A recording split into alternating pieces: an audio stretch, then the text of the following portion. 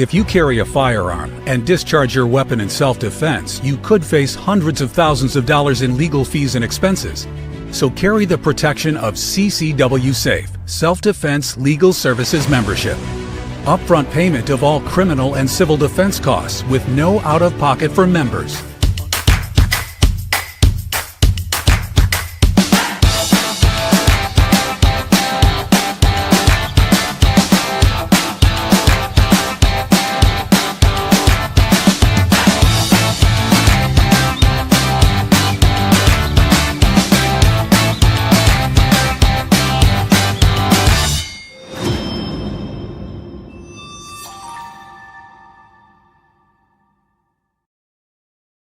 We are back. I'm Chris Evans, the CEO of Survival Dispatch, and tonight is installment number 2 in our series, The Road to 9/11 2.0. We've got a kick-ass panel backstage right now, and I'll bring them on in just a minute.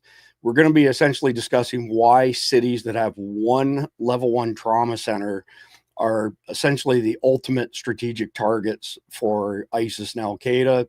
Hostage situation, executions, televised terror, the whole 9 yards. Not a pretty picture at all.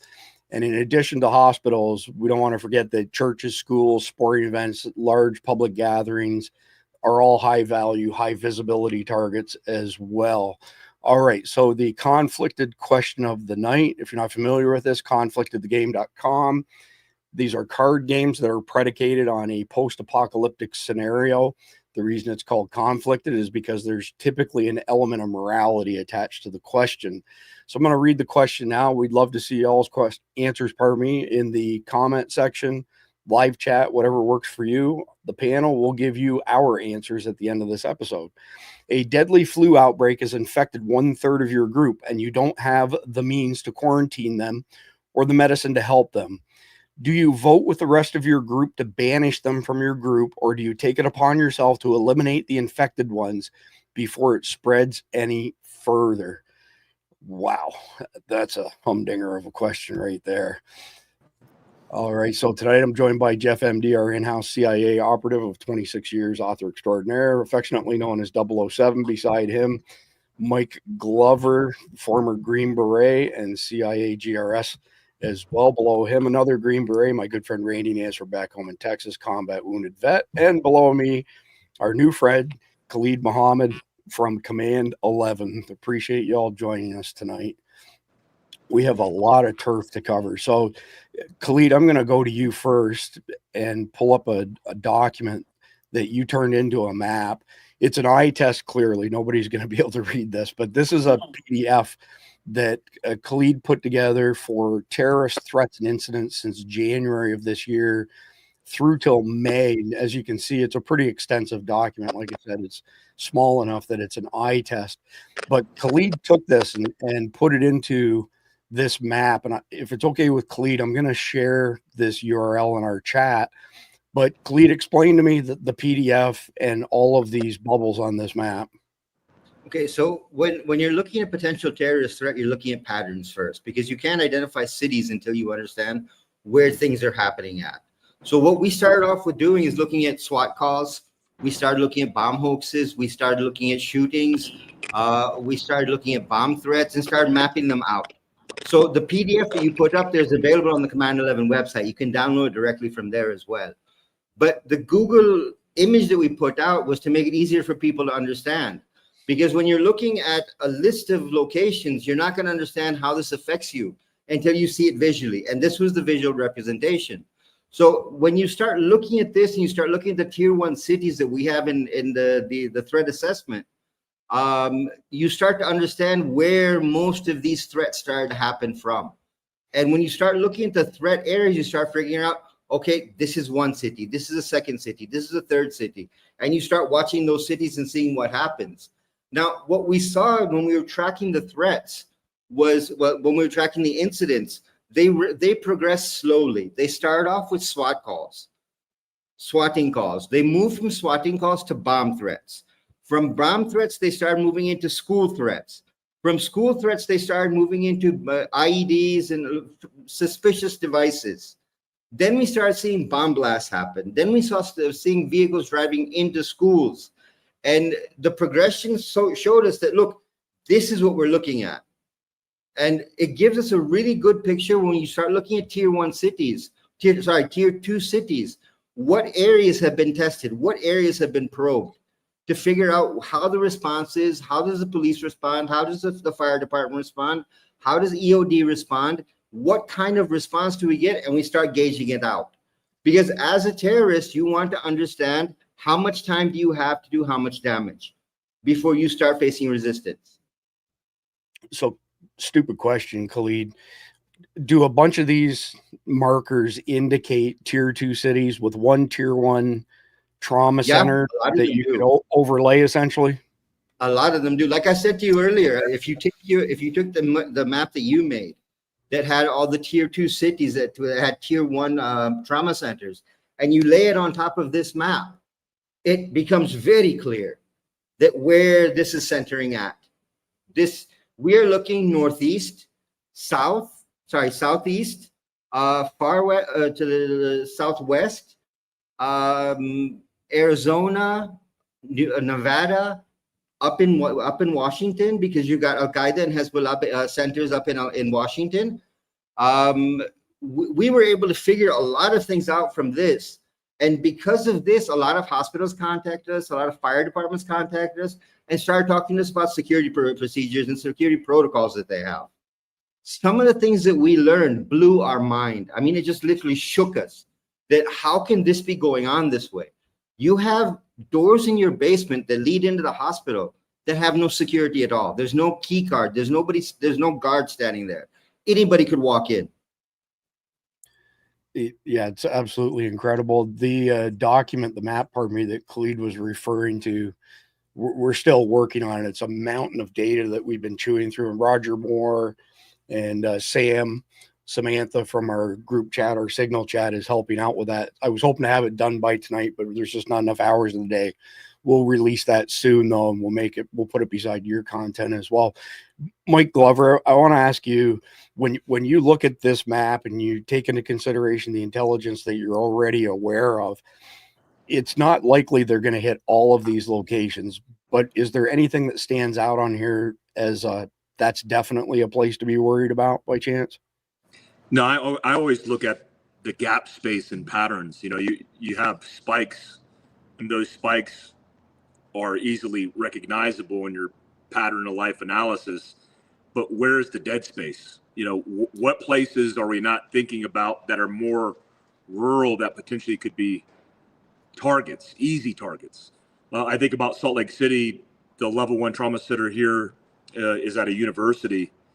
It operates 24 hours a day. And like Khalid said, very minimal security because they're preparing for the crazy patient, the domestic conflict at the workplace, but they're not accounting for a larger scale attack, even, scaling it out just a couple of guys. And what does the security look like at noon or 1 o'clock in the afternoon? Pretty high. But what does it look like in level 1 trauma centers at 2 a.m? Remember, 24/7 these places operate. What they likely do is they pick up the pace, but they reduce security because that's just the natural pattern of life. People go to sleep at a certain time. They get off work, they're 9 to 5, and that exposes a lot of vulnerability. And I look at that map and I look at all the gap space and go, where are we not looking? Where are we not paying attention? But it's good to geolocate these type of things to see it visually so you can get a sense of the patterns that are taking place. So speaking of patterns, so the information I was referring to, a girl on X sent me this long list of stuff that she's been keeping track of now for a while. It was everything from threats against schools to threats against churches to bomb threats to interesting arrests and so on and so forth. And it was 111 incidents over the past 6 months or so. And when I did the first sweep of mapping it, which didn't have precise street locations, only had cities, it was a direct layover for this. That's what Khalid is mentioning. I mean, it was scary how, the two jive together so much. I mean, the information's there. I guess you just have to know how to find it. Quick question, Mike. Are law enforcement officers allowed to take guns into hospitals in Utah? Because for the longest time here, they could not do so in the state of Florida. In certain places in the hospital, they're not authorized to take firearms, and so there are. I will tell you, because I have experience with this recently at the hospital. There are sections in some of these hospitals that they lock down with restrictive measures, but they happen to be the most vulnerable populations, the elderly, infants. But with that being said, think about it from the enemy's perspective. What are they going to target? How easy would it be for them to lock those buildings down? Really easy. And so if they come in with force against a guy who's likely got a 357 revolver, that's a little outdated, a Smith & Wesson, no offense, a little outdated, that works for a subcontractor who's never been in a gunfight in his life, well, he's going to be the first target that's eliminated. And then every person in there, I don't care how many key cards, how many locking mechanisms, they're going to be locked down. And they have no weapons, no way to protect themselves. And it's the perfect recipe for disaster. Until Khalid and the guys, until you guys started bringing this to my attention and to people's attention, I never really thought about it. But the more I think about it, it's the perfect target because it's the infrastructure that fixes and repairs all the fallout from a catastrophic man-made event. So if they lock down the one-level trauma center that law enforcement, first responders, and civilians are going because they're injured critically, well, then they're all going to die. And then you have triage going on in the middle of the road with EMS professionals and people who just are working through it. That kind of chaos and calamity, I can't even imagine. So, I mean, out of all the things that we're talking about, this is the most vulnerable target and needs to be the most repaired and monitored event. I mean, it's not hard for these hospitals to have a sit down with a security element, with the local police department, with a local SWAT team, and have these conversations because it potentially will happen. Not if, but when. So there's another piece of intel here, Mike, that I want to hear you comment on, but I'm going to let Khalid explain it. Khalid, expand a little bit on the intelligence that you have as far as Al-Qaeda, ISIS, these terrorist groups essentially stealing uniforms for first responders, potentially stealing ambulances, cop cars. And then I'm going to go to Jeff and Randy for their thoughts on that map after that. But I'm dying to hear your thoughts on this, Mike. What you have to understand is that these guys are looking at a model where they can use a vehicle bomb, a VBIED, to cause mass casualties. First, you've got an armed assault that happens. The armed assault will push people out. For example, you go after a shopping mall, you go after a school, you've been surveilling the school, you've done your recon on it, you know where the school is going to move everybody out to, and you've got a vehicle parked right there. It looks like a police car. People go out there and they go, oh, I'm safe. It's a police car. There's a policeman standing here, and he clacks himself off. And he just doesn't clack himself off, but he clacks off the vehicle. And every kid, every person there is gone. It's a game over model that they're working with. Remember, you are talking, and this chatter started in January.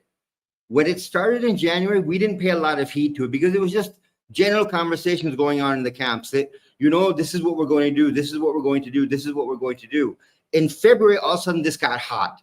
We saw commanders being called to different camps from different places, and the conversation levels became very detailed, starting to talk about what types of cities they were going to target, what kind of targets they were looking at, where could they get the most effect on the American population. And they were looking at two things. Not only were they looking at casualties, but they were looking at psychological impact as well. Because you can't hit New York, you can't hit Los Angeles, you can't hit the huge cities because their security is much stronger than anywhere else's. So what do? You take a step down, step away from the major cities and step down to the tier 2 cities, a little bit smaller, same infrastructure, same opportunities available to the terrorists, but the amount of casualties that you can cause is significantly higher because the response time is very slow.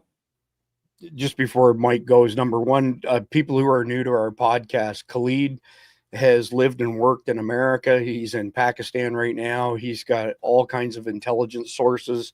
He runs CommandEleven. So when he says we're seeing this thing or that thing. This is firsthand information. He also gives a lot of information to Sarah Adams, who's done a great job. The second piece I want to mention before you expand on this, Mike, is if we go back to 10/7 in Israel, the people who were actually paying attention and got back to their vehicles in the parking lot and tried to get out of the venue were stopped by two Hamas guys dressed as cops. And they gave them some story that it was dangerous to proceed, so everybody stopped. And then Hamas jumped out of the bushes and slaughtered everybody in their vehicles.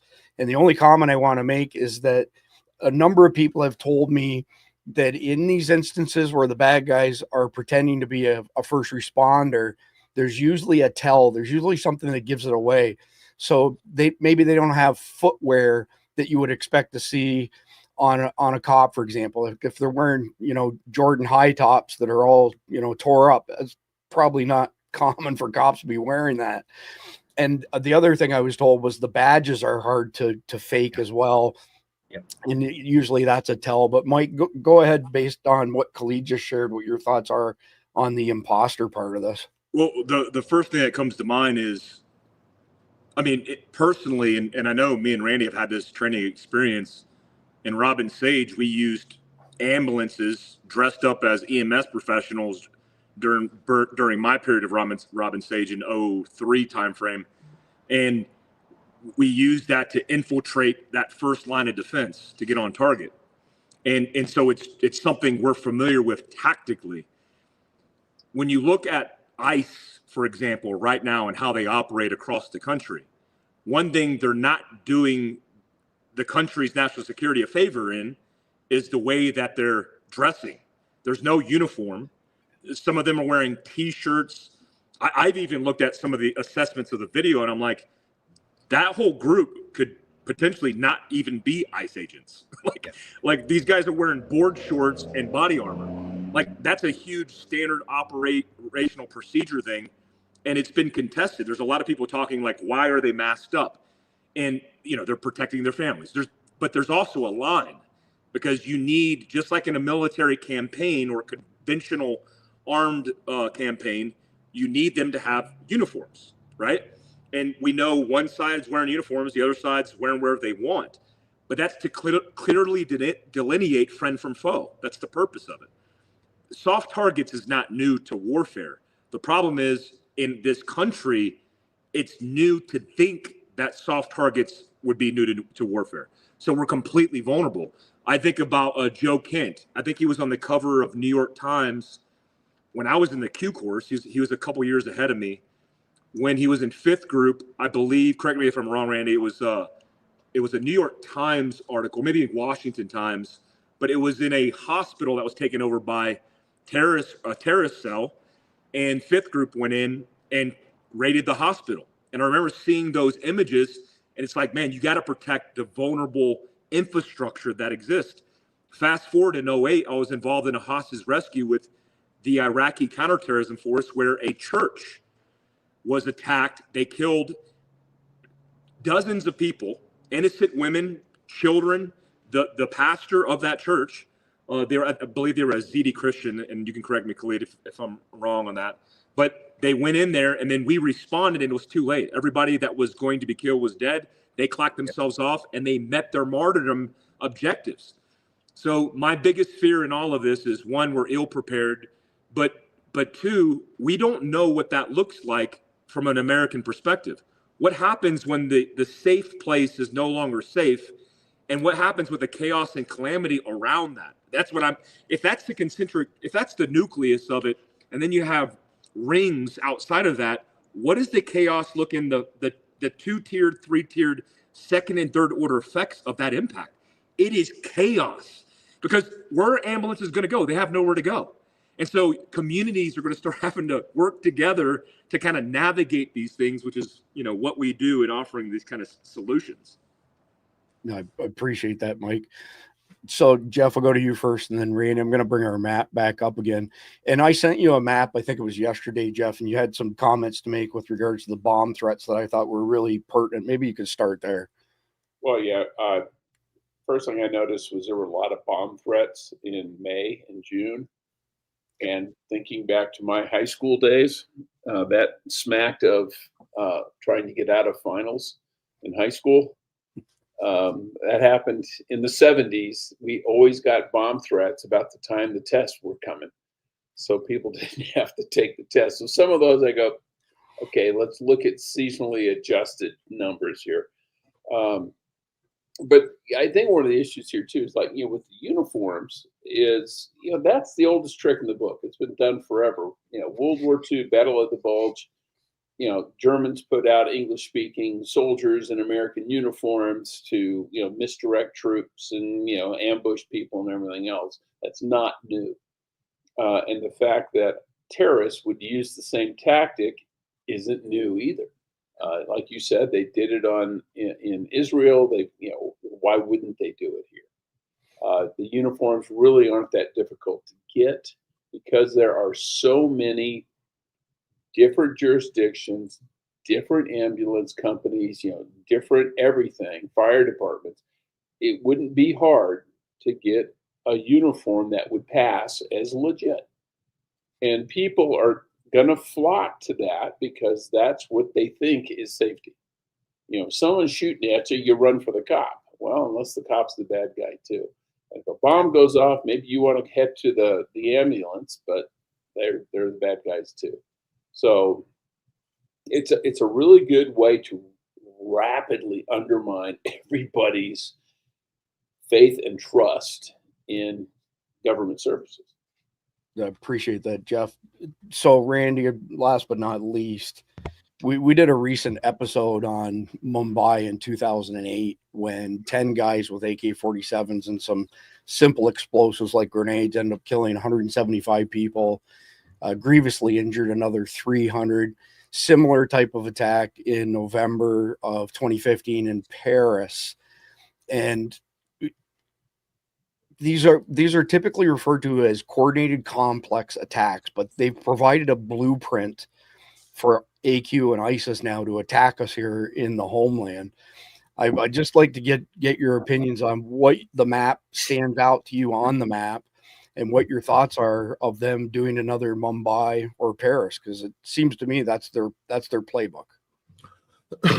Well, I think that both Mike and Jeff have covered the topic fairly well. So, really what it speaks to me the most about is what we've talked about in some of these other things, you know what I mean? And certainly when you start applying them into the United States, and certainly we're talking about tier 1 or tier 2 cities that have one level, that takes a certain level of knowledge. So that means somebody's either been here watching for some time or somebody is giving them that information.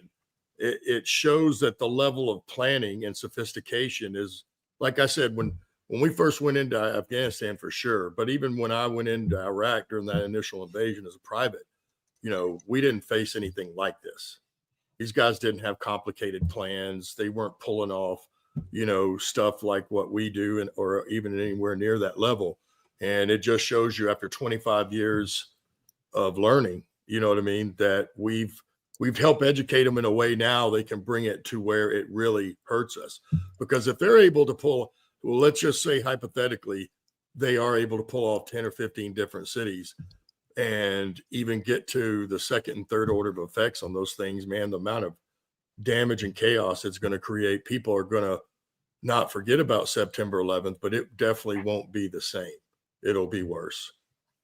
Well, we've got some stuff coming up that speaks in dollars and cents. There was a guy on Sean Ryan's show, Mike. I can't remember his name, but he was CIA as well.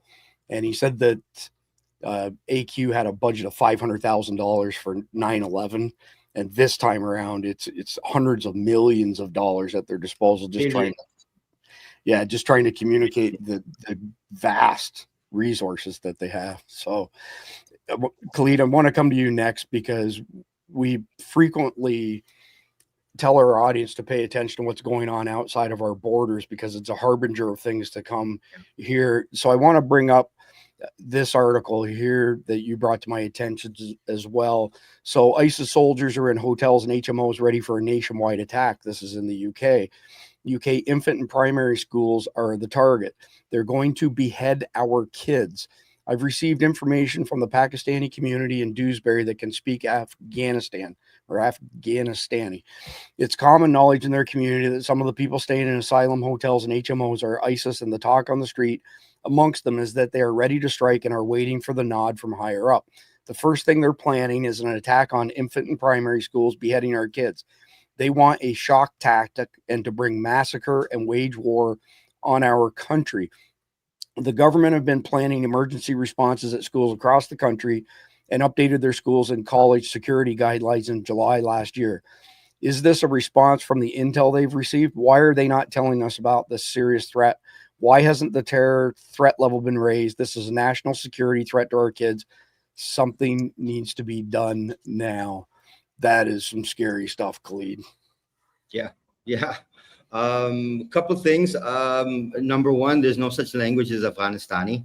Afghanistan speaks Pashto, Farsi, and Dari. The Pakistani community is definitely familiar with all three languages because Afghanis have lived in Pakistan for almost 40 years now, so we're very familiar with their languages. The problem you've gotten, if you go back, to the 2-3 episodes we've done in the past, I've kept hammering on about Europe. Watch Europe, because that's going to be the click off. That's going to be something that is going to show us what's coming for the U.S. And now for these reports to start to emerge, you've got to keep in mind that we've been tracking this now for well over 2 years. I remember last year in Germany, a 16-year-old was caught creating biological weapons in their basement. And they had created military-grade biological weapons in their basement. How does a 16-year-old get plans to make bioweapons?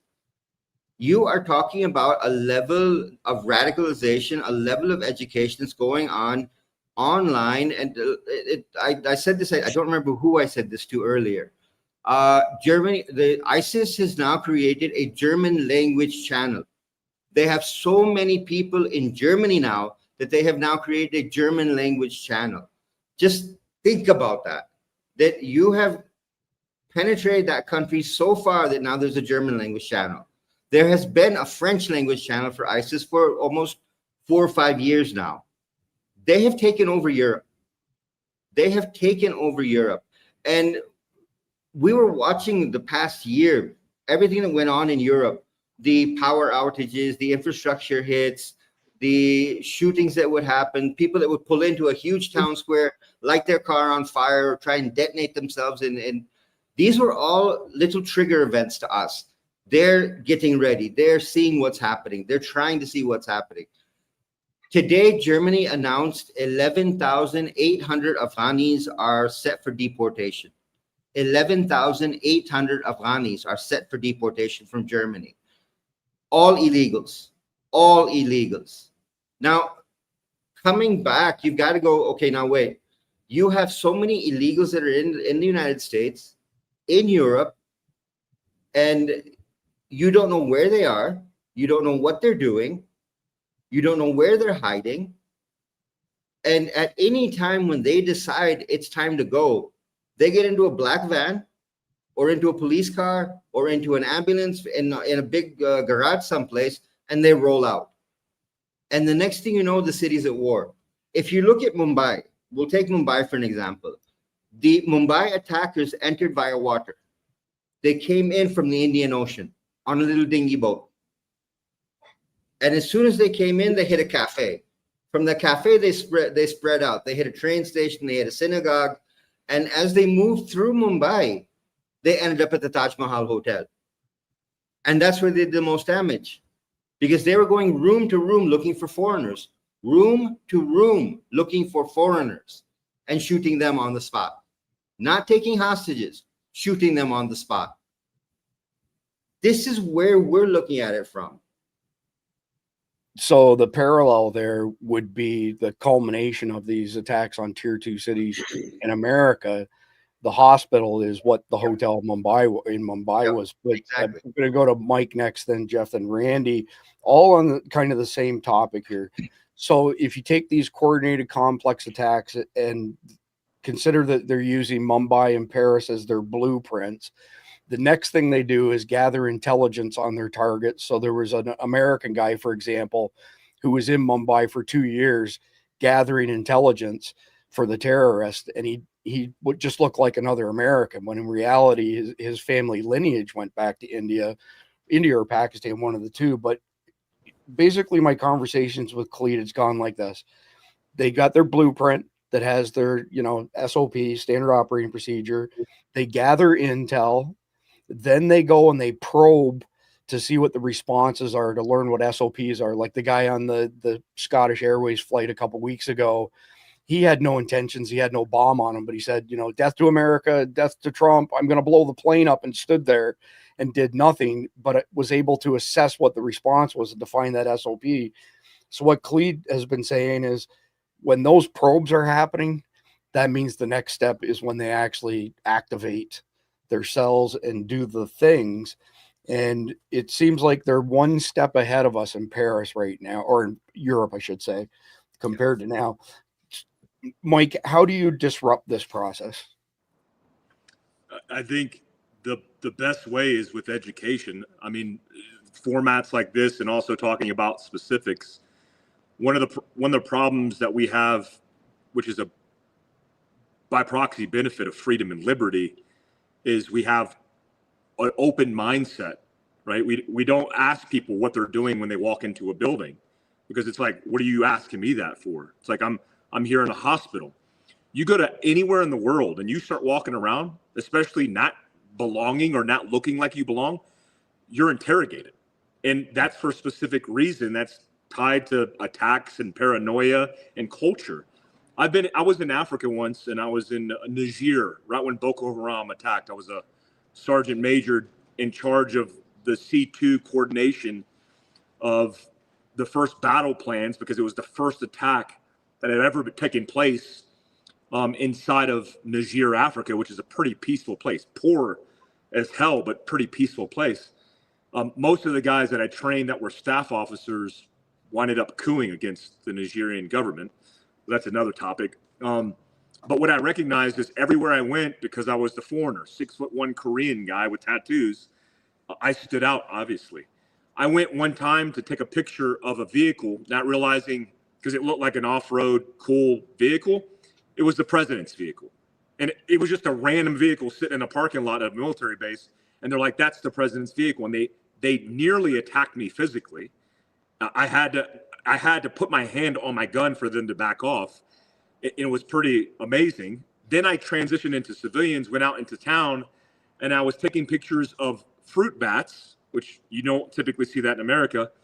And they thought, they interrogated me because they thought I was pulling surveillance, because I didn't realize the tree behind the compound wall belonged to somebody who was in government. And I'm taking a picture with a camera. It's American ignorance, because I'm just like happy and free. You could walk into any level 1 trauma center, the 200 plus that exist in the country. I think 45 states might be an old statistic. You could walk around and ops test every door, every breach point, and understand every method of security in that building using AI, using Google.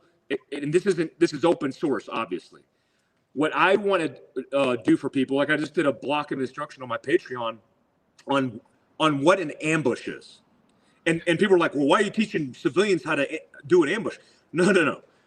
Trust me, you would spend weeks in the woods to be able to do that. And even then they wouldn't know how to do it, because I've taught Ranger students. That's not how it works. I'm teaching the principles of what to look for when we're not used to seeing what an attack looks like. You see an attack and, oh, this is bad. You think that's the location of the bad. What you're not realizing, just in like Mumbai, is that when they go into attack, they're likely setting containment. So when you go into the building, or you're in the building and you're getting attacked, if you just blindly exit because you're following run, hide, fight, you'll just die. Because there's a guy standing at the breach point. When you exfiltrate, he just guns you down. Yep. The reason we need to educate ourselves on this is because it's about understanding principles outside of our comfort zone. And all of these things that we're talking about, the American people have no clue about. And I'm trying my best to educate. But again, this is a 20-year military experience. I'm just figuring it out. So for a civilian with no understanding of this, there's a high potential if a government organization or institution doesn't bear the responsibility of security, there's just going to be a lot more victims. Yeah, that's scary scenario that you paint there, Mike. So on that topic, by the way, I was going to mention this later, but I'll mention it now. If you go to survivaldispatch.news, it'll take you to our Substack. You can sign up for free. And this is the article that's at the top of our Substack right now. So this one, the terrorist target trauma centers, if you click on it, there's a download available just partway down the page here, right there, Terrorism Preparedness Guide. And here's what it looks like. It's a very long one-pager. Call it an infographic that tells you, how to detect terrorist activity, how to report it, how you can prep in advance, what to do during a terrorist attack, protecting your family, and what to do after an attack. So as you can see, it's all bullets.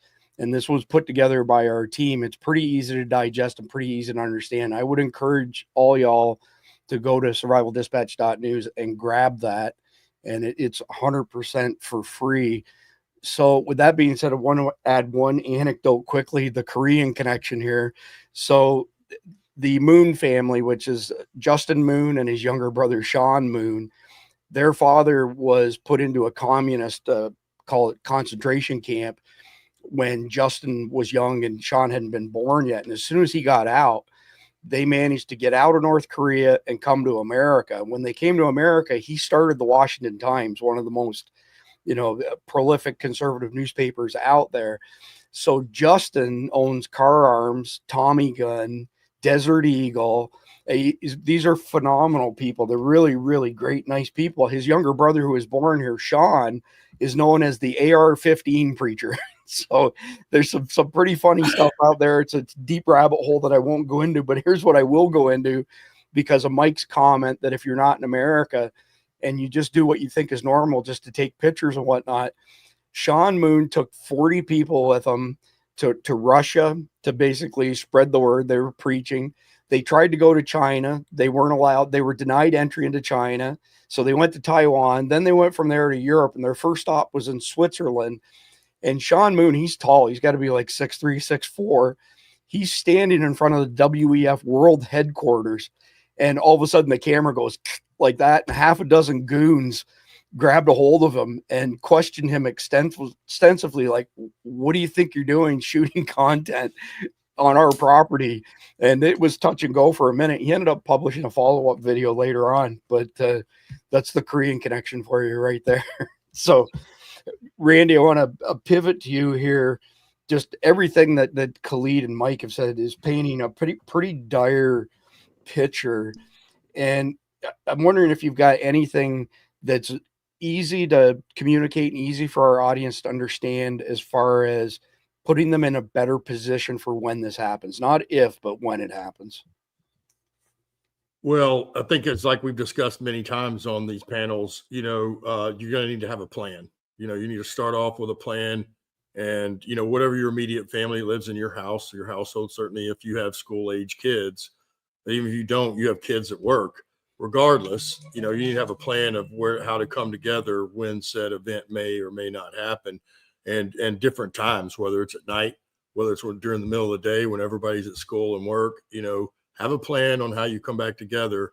So, and then whatever y'all are going to do from there, and then, you definitely want to, stack up a little bit of some water, some protein, some type of food, some medical supplies, because something like this definitely could set us back. Look at what some storms do. An event like this, it could be easily a month or two, you know what I mean? Easily before, if things ever get back to normal from that point. So really it's all about preparedness. And just be prepared as much as you possibly can be. So what you have, yeah. We didn't set this up. This is just a question off the top of my head for Jeff. So Jeff, you've traveled the world extensively. You've worked in multiple different countries as CIA. What happens to America if 10 to 15 tier 2 cities are hit and you have tens of thousands, potentially hundreds of thousands of deaths? And I mean, that's going to freeze people in fear, but what does that look like as far as tangible stuff is concerned? Well, it's kind of grind to a halt. Remembering back to 9/11, all air travel was canceled for like 3 or 4 days. I remember going outside and looking up in the sky in Atlanta, no airplanes, and you never see it. And then when you'd hear something, you'd look, and it was a military. It was a chopper or a military aircraft. Now, think about New York City. What was going on there? The mayhem, how ground to a halt. Disrupted. All the subway system, the train, everything. Well, now multiply that by 20 or 30 and spread it across the country. At least then you could be, if you're in Indianapolis, you could say, well, it's New York. It's horrible, but man, glad it's not here. Well, this time it may be there. And so you've really got to be prepared for, and if depending on how they attack, they may put up, roadblocks on the freeways. Travel, commercial truck traffic may grind to a halt. There's a lot of things that can go sideways just out of precaution. And you think about what we did for COVID, and that was just the freaking flu. Now imagine the flu with a machine gun. I mean, what do you think they're going to do? They're going to lock everything down. Yeah. Well, don't forget, it was even the banks, right? The financial system after 9/11 was shut down for like a week. Oh yeah, well they shut down Wall Street because there was a big sell-off, and they were trying to stop it. Run on the banks and a Black Friday situation. So you can guarantee that's going to happen. They'll probably limit how much money people can pull out of ATMs. Food won't get delivered because a lot of people are going to say, yeah, should I go to work or stay home and protect my family? Well, what do you think they're going to do? They're going to stay home and protect their families. And that's going to take a long time to sort out. The first week after 9/11 1.0, the markets were completely shut down. When they opened the following week, it was the largest drop in one day since the Great Depression in 1929. If you combine all of the markets together, it was something like 7.2% drop in value. But the following week, all of the airlines, especially American Airlines and US Airways at the time, their stock values dropped by over 40%. After being open for a week. And it took a couple months before there was any stability, but it was by vertical. It wasn't across the entire market. So you saw people like Lockheed Martin and those types of companies, their stock went up, but others just tanked hard. Well, and the airlines, the government had to bail them out. That's right. Every single one of them, or they were going to go belly up because, they didn't have the cash reserves and they couldn't fly if you wanted to. And even after, people didn't want to fly because they didn't want to be flying into a building. Yeah, true story. So we're going to get into the heart of things here. So this is Khalid's website, and Khalid is a senior fellow at CommandEleven, but he has an entire team at his disposal. I want to draw attention to the date right here, April 11th, 2025. This was long before anybody else was discussing this. And I think the second person actually run with it was Sarah Adams. We were a little bit late to the party, but thankfully we've made friends with Khalid and we're somewhat up to speed on this. So the trauma centers kind of represent the perfect storm, vulnerability that everybody who's into prepping needs to understand. I mean, when the terrorists are trying to do maximum psychological damage to us, impact on us, there's very minimal security at all of these tier 1 trauma centers, hospitals in general. And their stated plans are pretty brutal. In addition to the UK stuff where they said they wanted to behead kids, they basically are going to hole up in these trauma centers and broadcast live torturing, live murdering, decapitation of Americans.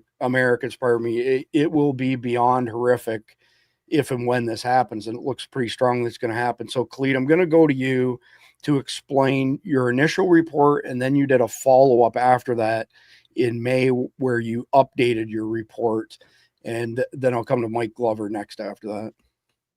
All right, the whole hospital threat started in January.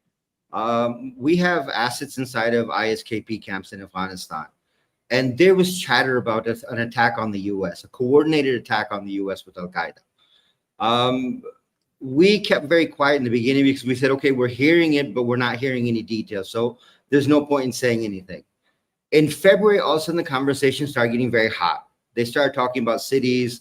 They started talking about tactics. They started talking about what they were going to hit, how they were going to do it, how many people they'd already infiltrated into the United States, how they had gotten into the U.S., where they were in the U.S. We sat back and we were getting information on almost like an hourly basis from our assets. And we have our own code system that we use that even if it were to fall into someone else's hands, you wouldn't understand what had been written, because of the code system that we use, it's only understood by us. So what happened is in February and March, I started hammering NSA, CIA, and FBI, saying, listen, I've got credible intelligence. There's a threat to the U.S. homeland. Let me talk to somebody. Let me share this intelligence with someone. No one gave us any response. Everyone got really quiet. In the first week of April, we all sat down at CommandEleven. We have retired generals. We have retired ISI officers inside of our team at CommandEleven. I sat down and said, what do we do? Because this is a massive threat.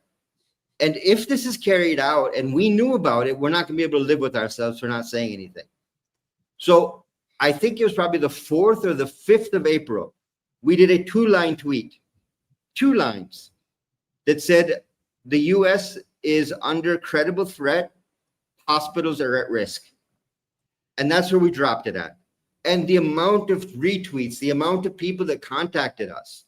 I had hospital administrators contacting us. I had people, and everyone was coming to us with suspicious behavior. Now, I'll give you a couple examples. There was a hospital in the Midwest where, and it's in our threat listing. You can also download that from the website as well. 6 guys in a black SUV pulled up at a hospital, walked out. 2 guys guarded the doors. 4 guys started moving through the hospital. They were trying to open different security doors. They were asking questions about protocols. What are your security protocols if this happens? What are your security protocols if this happens? And every single one of them had a different story why they were asking those questions. Oh, we're bringing a VIP in. We need to make sure your security is high enough for them to stay here. And we were hearing this from all the hospitals. I had hospitals from across the U.S. in touch with us. Now, when we started looking at that, we started going, okay, now we need to put together a more detailed assessment. Let people understand what you're looking at. So what came out in April 11th, the first threat assessment that came out, was a very general look into what we knew, what we could tell you. We laid it all out for you. Tier 2 cities with tier 1 trauma centers. This is the type of attack you're looking at. This is what's going to happen. This is what the goal is. They are going to be testing different security measures. And we know that they have already started testing those security measures. People coming in from ground level entries, people coming in from parking lot entries, where there was no security at all. What we did with the second assessment is we gave you profiles of who your jihadis were, what you should be looking for, what kind of training they have, what kind of behavior you should be looking for, what their support teams look like. And we went into very specific detail. You are looking at electricians, you are looking at plumbers, you are looking at general labor that has access to everywhere. You will not stop them from moving around your hospital. You will not stop them from moving around your building. They will get a complete floor plan because they will be moving throughout your entire facility, and they'll know which door goes where, how you get in, how you get out, how you can lock things off, where's the electricity system, where's the emergency response system, where's the telephone system. And we put in a couple pieces.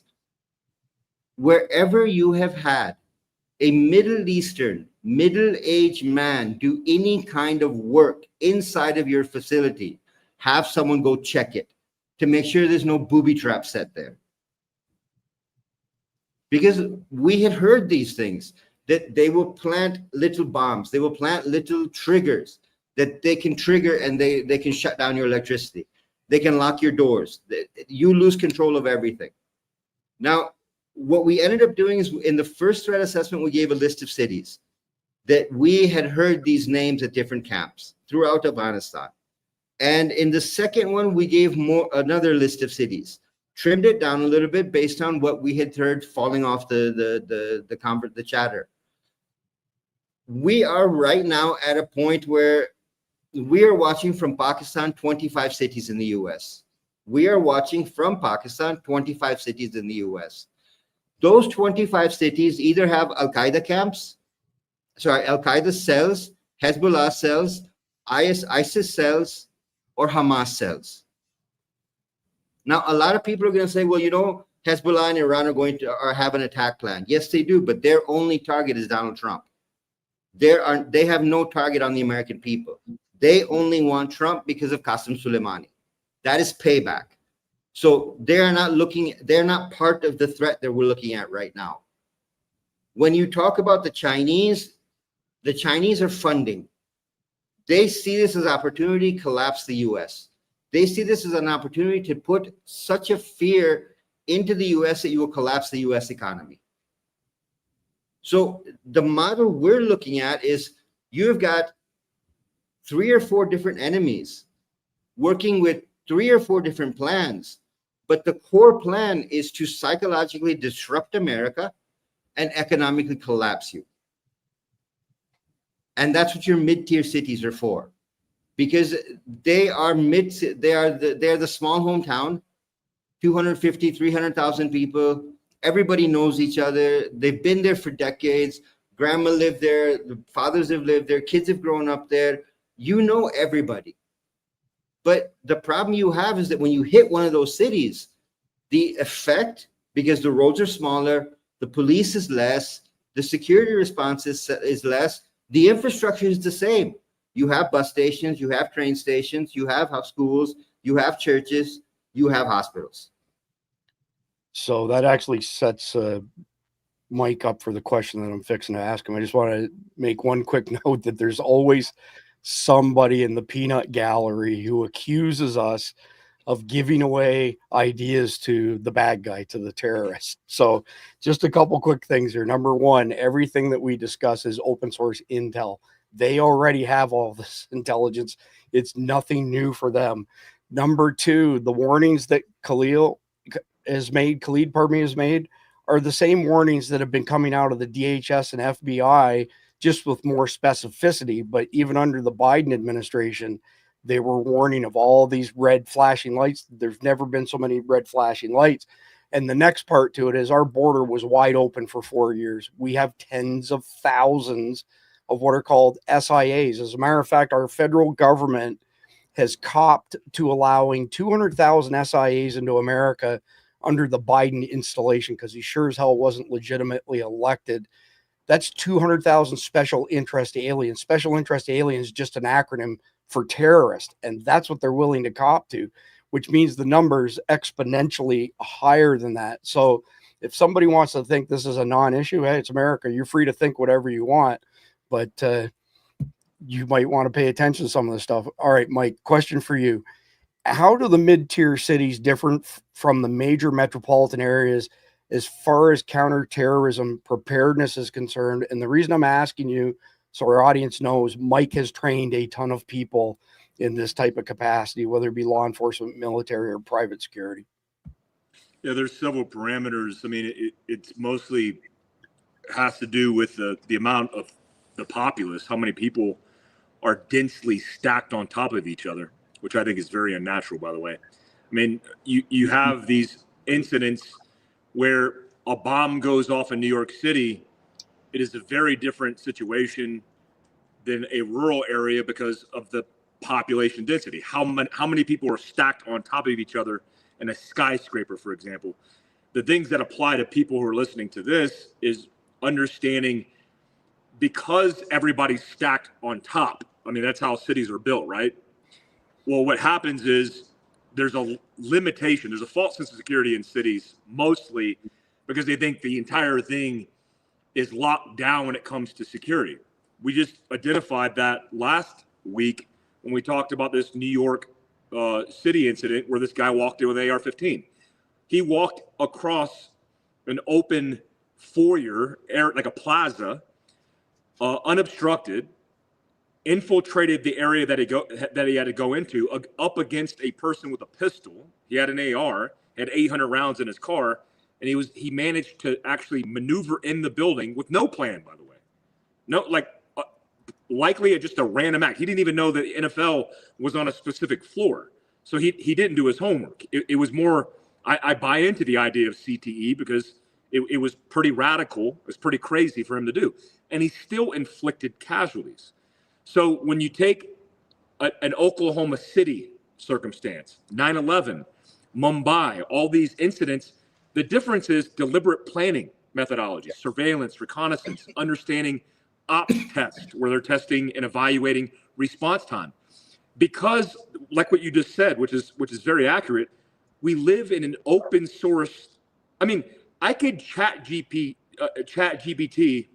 or use one of the AI to basically give me all of the intel, all of the information about an infrastructure area, building, hospital, with the disguise of saying I'm doing a survey for security, for example.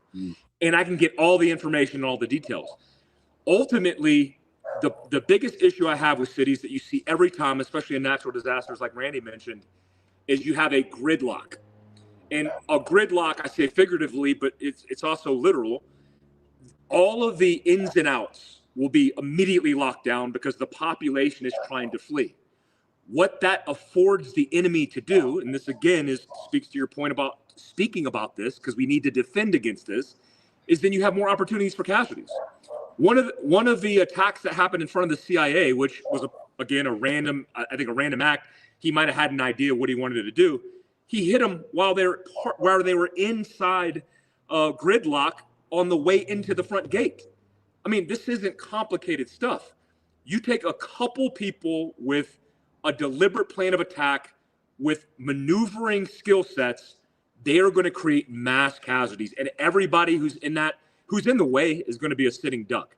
And I teach a lot of SWAT teams that are in heavily densely populated areas. The problem with SWAT teams overall is they're limited.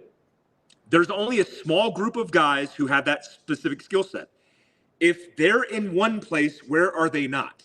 And that's the question I would be asking. Like, sure, you're at the level 1 trauma center, and how long does it take to clear? I've cleared 15-story buildings in Iraq, and it took us hours, 6-8 hours to clear, room by room, methodical clears. Imagine a SWAT team is trying to clear out a level 1 hospital. That capability is now off the battlefield, and everybody else that's in the vicinity is a potential victim, and they can't flex because they have a mission. So they're going to have to triage their own tactical scenarios. It is a nightmare because we don't have the capacity as a nation to deal with this when it comes to even law enforcement. And lastly, again, I know a lot of these good law enforcement officers that work really hard, they train and they go into harm's way. Where are they going to be? If you're asking me, if I was in that situation, I'd be at home where I'm protecting my family. And to be honest, I wouldn't blame those guys. Meaning now that dependency of cutting the umbilical cord from the institution is all about self-reliance. How are you going to do it? How are you and your family or you and your tribe going to get it done? Interesting comments, Mike, before I go to Jeff quickly, because the intel that Khalid has managed to secure basically says you've got ISIS attacking soft targets, schools, churches, office buildings, retail areas. That draws all the first responders in. I mean, one of the most famous quotes that came out of 9/11 was, send everything that you've got. I mean, it just stands out like a sore thumb to me. So if ISIS is hitting these targets before the hospital and they say, send everything that you've got, then they advance to the hospital. But while that's going on, who is there to respond to the airports, which is Al-Qaeda's, wheelhouse, for lack of a better term. And their plans are to steal planes when security's at a much lower level and do a repeat of 9/11 and fly them into buildings. It's crazy. So your question, where aren't they, is really pertinent, really relevant. Yeah, and lastly on that, I would just say it's wrong to say that hospitals are soft targets. It's more accurate to depict America as a whole as a soft target. Yeah. Yep. You just said a mouthful there for sure. Yep. So Jeff, a question for you. What specific indicators should medical personnel be watching for before and during this type of attack? Things that they're probably not aware of. Like, does anybody know if there's any training even for hospital staff on terrorist attacks? Not that I know. That's what I figured. So what would you recommend they look out for, Jeff? Well, before they attack, they're going to do recon. So you want to look at people scoping out the hospital who don't belong there, people who go into the parking lot, maybe take pictures, but don't actually come in, or people who come in but don't have a purpose. I mean, people go to a hospital, they find their floor, they go visit grandma. They don't roam the halls aimlessly checking doors. You see that, you need to call security, because, they'll do this, oh, I'm lost, I'm trying to, doesn't matter. Get security on them, force them to identify themselves, all of that. If they come into the emergency room and just sit there, okay, that makes no sense. Because if you're going there, even if you have a kid who's back to broke his arm, you're going to go up to the nurse. You're going to say, "Hi, I'm Bill Smith. My son Johnny came in with a broken arm. Can you tell me what's going?" You don't just sit there and wait. You find out if you're in the right place. You let people know you're there. But if someone just comes in and sits, especially if they have their little cell phone and they're like, maybe they're taking video of the emergency room, because they're going to log all this. So that's going to be recon. The other one is, again, you get a vehicle, pulls up, a bunch of people pile out, and you're like, okay, this doesn't fit. They're not coming in. They're not going to the front door. They're not bringing in someone who's sick or injured. Like you drive your neighbor to the hospital because he cut his finger off with a table saw. And they spread out. That's another thing. Normal people don't fan out. Normal people don't go to different exits, different doors. They come in one door. They find out, for why they're there, and do it. So it's stuff that doesn't fit the normal profile. If you've worked in a hospital, you know what people look like when they come in. Someone doesn't fit that pattern, your antenna need to go up and go up quick. As you're saying that, I'm thinking to myself, Tony Blauer, our good friend Tony Blauer, is like the preeminent subject matter expert on sudden violence. And he has a quote that he likes to say that basically 99.9% of people who survived an attack all said something didn't feel right, but they ignored it. I was just about to say, trust your gut instinct. When the hair on the back of your neck stands up, it's standing up for a reason. Yeah, listen to it. Philip DePino from WAFT, where our family's trained, always likes to state, this is really simple. Cat sees a dog, cat runs away, but we don't do that. And then we end up getting hurt. So Randy, question for you on the role of concealed carry weapons carriers, armed citizens, maybe they've got guns in their trucks or whatever. What role do you think they should play in protecting hospitals if they're there when the shit hits the fan? Well, I think as always, you should, that's going to come down to each individual, right? A lot of people carry guns, but how skilled are they at doing it?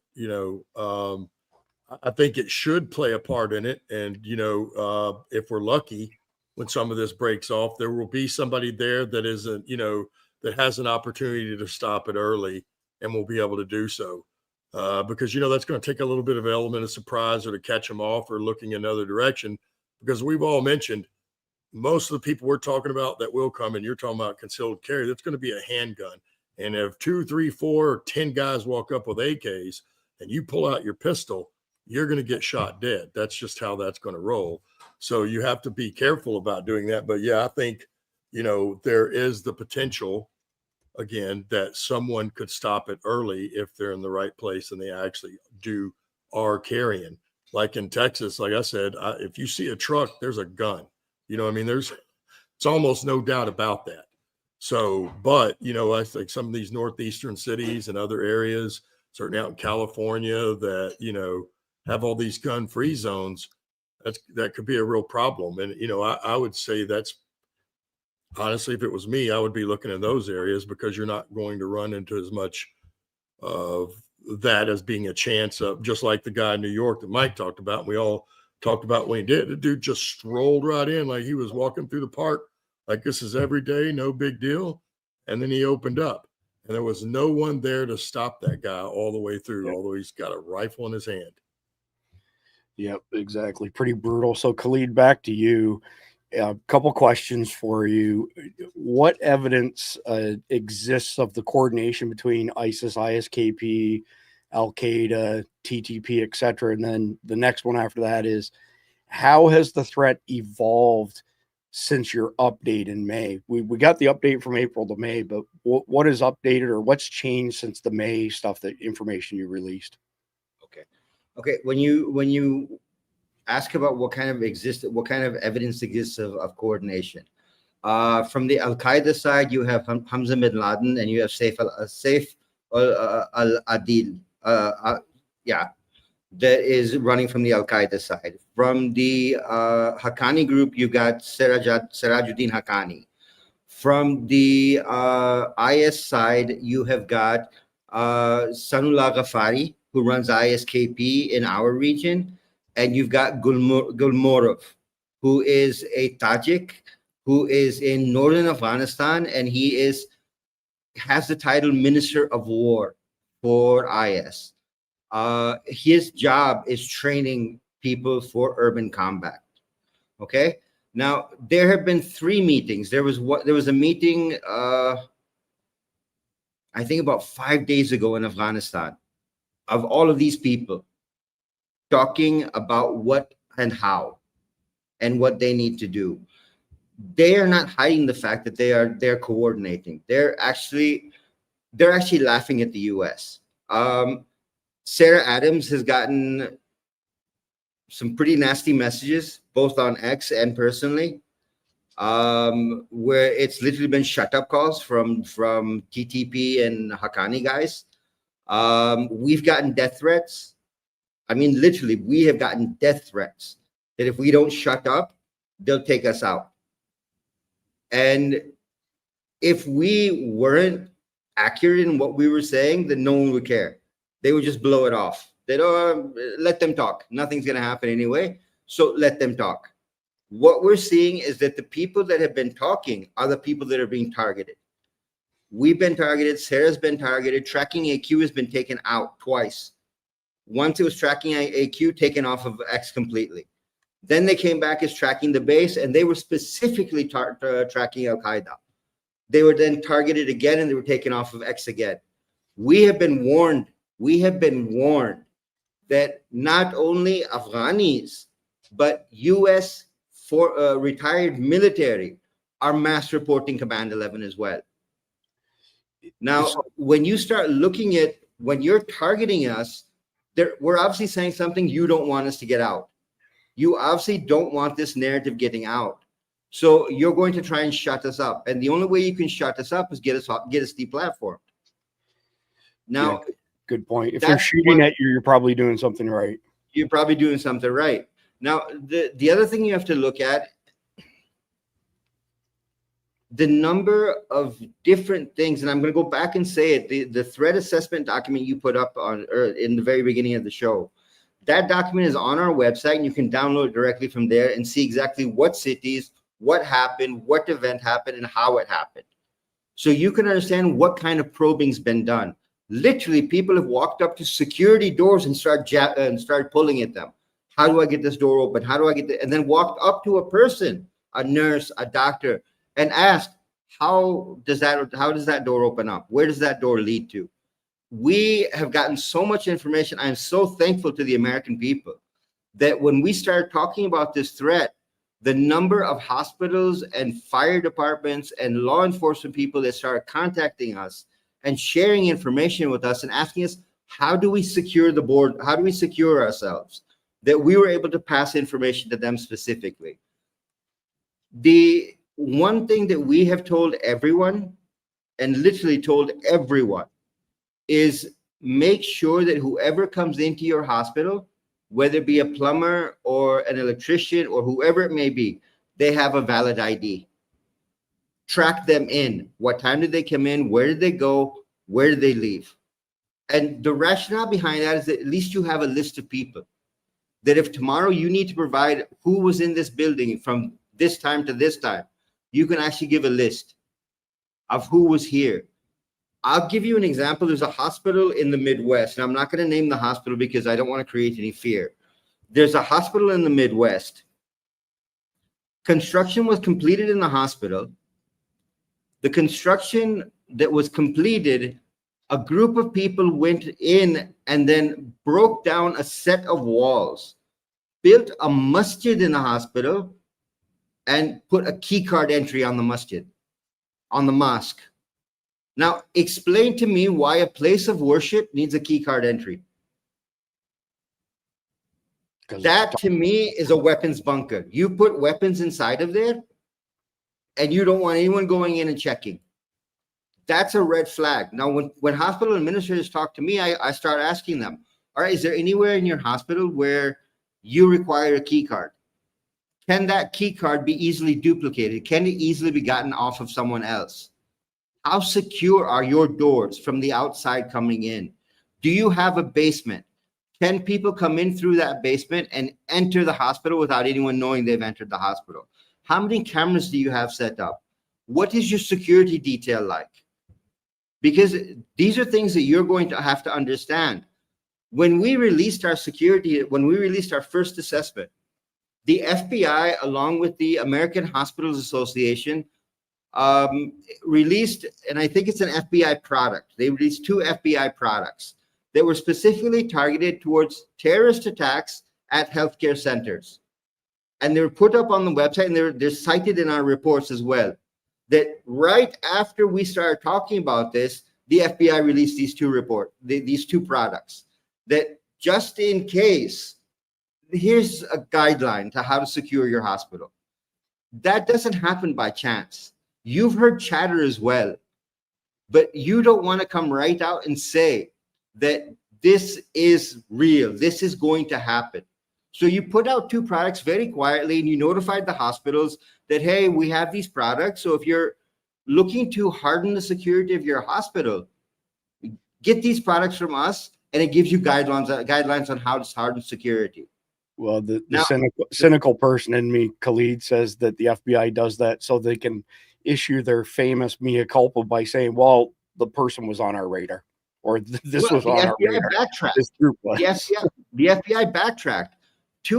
There's a hospital, I think it's in South Carolina. It's cited in our report. They put up traffic barriers. So when you were entering the hospital, you actually had to go through concrete barriers so that you would have to stop and move very slowly so people could watch you. They put up their concrete barriers. The FBI turned around and said, this is not a credible threat. The hospital did not remove their concrete barriers. They said, no. You don't issue a threat and then all of a sudden go, no, it's not credible. Yeah, no kidding. So I'm going to start going through some stuff a little bit quicker just because we're running on time, but I do have some important questions I want to ask everybody. But before that, just when Khalid mentioned that AQ, ISIS, ISK, all these guys are thumbing their noses at us. In which country other than Afghanistan can Al-Qaeda and TTP carry out military training so openly and securely? These jihadists and terrorist groups are not training merely for only Afghanistan territory. They consider killing Americans a religious duty and are preparing for it in upcoming terrorist attacks on U.S. soil with your own weapons and equipment left behind in Afghanistan. At the same time, TTP militias, which is an offshoot of the Taliban, by the way, militias are trained alongside Al-Qaeda fighters in joint military exercises, posing a serious security threat to our friendly neighboring Pakistan. Note, as we have warned many times, the Taliban are the head of this octopus, and the more time they are given, the more terrorist branches will grow across the region and beyond. I'm not going to play this whole 2 minute and 20 seconds, but this is our enemies training openly. They're not trying to disguise anything. قادم جيش إليكم يقذف الرعب عليكم نحن يا جند الأعادي قدر الجبار فيكم قادم جيش إليكم يقوم من دعا الداعي أتينا المنايا في يد. So that's enough to give you the idea, basically. But Mike, I want to come to you, and it's ironic, but I want you to pick up where Khalid left off. What practical security measures could be relatively quickly implemented in hospitals without disrupting patient care and their normal order of business? Yeah, I think about all the institutions that are well armed, especially government institutions. How many federal buildings or government state buildings have you been in where they don't have a police presence and armed security, sometimes carrying AR-15s? Very secure. So what are they protecting? Well, they're protecting potential targets. I mean, they're protecting people, they're protecting assets, whatever it may be. Why aren't we protecting our kids? Why aren't we protecting our hospitals? Why don't we protect our most vulnerable populations from just anything? I mean, anything, period. So I think often in this security measure, because I'm fascinated with, what do you call them? They're like ghost shoppers, the people that walk around these retail stores. Yeah. And so they're pretending like they're shopping. Shoppers, yeah. Let me just tell a quick caveat to that. When I was 16 years old, I was a runaway from 16 to 17 before I joined the military. And I lived basically on my own. And I was literally trying to survive. And one of those ways I tried to survive, which I'm not too proud of this, but it's just what was going on, is I was stealing food from the Burger King I worked at part-time, and then working with guys at the place that I worked to steal CDs. And when I went into this Kmart, I was stealing CDs that were $15 and selling them for $10, literally to survive, to pay for a motel efficiency so I could live in, because I was dead broke. My bike had just been stolen. Ironically, it was stolen while I was stealing a CD in Kmart. I went back out and there was no bike. But I went to put this CD in my pants like a little thug juvenile does. And one of the people who recognized that I was stealing was in plain clothes. And so I went to kind of like walk away, and then I pulled the CD out and then I just dumped it. And I was like, oh, I just got caught. I'm done. Like, this is the end of my career, which was very short-lived anyway. So I walked down the aisle, and I went face-to-face with this female who was dressed how she was dressed. And I put out my hand and I said, good job. You're doing good work. And she acknowledged it like she was like, oh, thank you. And I just shook her hand like, hey, you're doing good work. Keep up the good work. And then walked out and was able to exfil. But I imagine she thought, oh, this guy's ops testing me. He's like trying to figure out if I'm doing a good job. And when I was 16, for some reason, I looked like I was 30. When I was 30, I looked like I was 16. That's the Asian gene in me. But the digression is, in Walmart, you have passive security monitoring behavior. You need to assess behavior. When somebody comes in with behavioral dynamics that if somebody is trained in counter surveillance can identify those telltales, then they could be passively looking like they're a patient, passively looking like they're a member of the staff. They don't have to have a gun on their belt.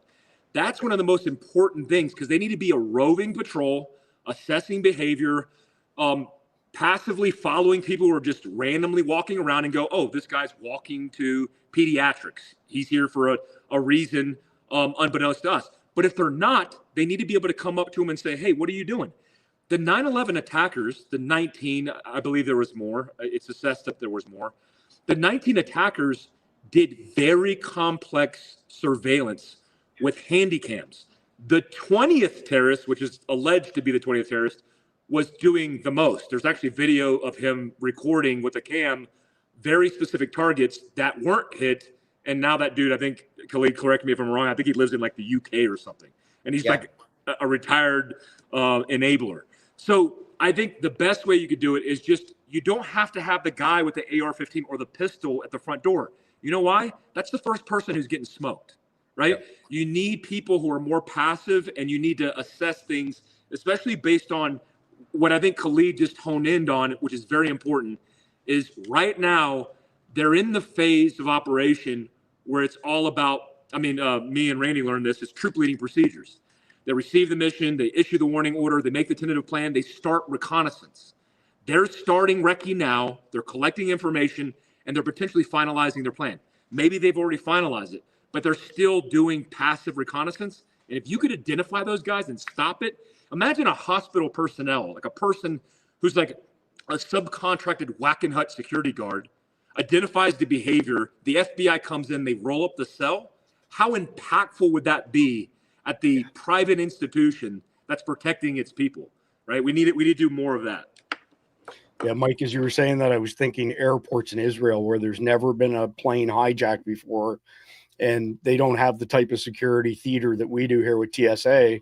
Everybody who goes on-prem, regardless of how they get on-prem, what's your name, where are you going, which trips up a lot of people. There's a clear delineation too. It's posse. What is it called, Jeff? Posse comitatus. Yeah, you're on mute. Yeah. Jeff. So every major player, even in the Five Eyes, utilizes their military, like the 22 SAS. They use the Special Reconnaissance Regiment. I've worked with them before, but they do domestic counter surveillance. We don't have that asset. I mean, we have Northcom, DIA, intelligence community assets, but we need, I don't know, maybe it's spitballing, maybe we need more involvement from DOD with resources that are potentially static to be involved in counter surveillance operations. I would agree with that. I think Donald Trump would agree with that as well. I mean, the other part to it, and Randy's attested to it, is that there are undercover security people in all these airports in Israel doing nothing but watching people's behavior and sizing them up based on their behavior. And then when you go and you check in for your flight, because you have to go and check in and check a bag, that person behind the counter is not just a person taking your bag. That person behind there is trained to look at you and size you up and ask you questions that could potentially trip you up if you're a bad guy. So next question to Jeff. Here, to get back to my notes, pardon me. So next question for Jeff. What psychological warfare tactics do terrorists employ, outside of America that are potentially going to be applied in their next attack on us? The sheer terror part of it. Yeah, we had 9/11. That was a big thing. A lot of people died. I'm not minimizing it. But if you look at the Beslan school attack in Russia, where the Chechens came in, they took over an entire school, and they strung explosives all over the building, and then systematically started killing little kids. And the reason they picked that school is there were a lot of military and security people from that area whose kids went to that school. Now, you don't think that is going to affect somebody? Now, it may make them white with rage, and it may end up backfiring on you. But at the same time, you're going to question yourself thinking, if I can't even protect my own family, what the hell am I here for? So the World Trade Center was selected because it was symbolic. Mm-hmm. Symbolic of America, Wall Street, power, wealth, etc. But I think that it had a lot of impact. But if you look at like Oklahoma City, one of the most terrible things about that was they set off the bomb right below a daycare. Mm-hmm. And that horrified people more than anything, I think. I mean, I remember when that happened. I was in Dallas at the time. Same. And that's the part that just turned my stomach, because they knew those kids were there. They'd recon that building. By the way, quick question for our audience. Last week or the week before, when Mike mentioned 9/11, we got fact checked in real time by YouTube, and they flashed up a thing across the bottom of the screen saying, 9/11 was committed by these 19 terrorists, and anything else is a conspiracy theory. And I've never seen that before. And when we got sent a screenshot from one of the guys at Carnival, I was like, well, we must be directly over it. So I'm wondering if you mention it again tonight there, Mike, if they're fact checking us another time. Well, it's funny is we didn't say anything other than that. Yeah. Right. But it was enough to trigger their AI. So Randy, you were a paramedic before you were a Green Beret. I'm curious what your thoughts are on hospital staff and whether they should be trained in some sort of security capacity, or should it all just rely on security professionals and security teams? Well, never been an administrator though. So, from our point of view, yes, if nothing else, and some certainly some identifying skills, you know what I mean? And then maybe some sort of help lock the place down skills. I don't, certainly for what we're talking about right now, I mean, people are going to have to come up with a training plan, then how to implement this, and then get these folks like trained, certified level type thing to do that.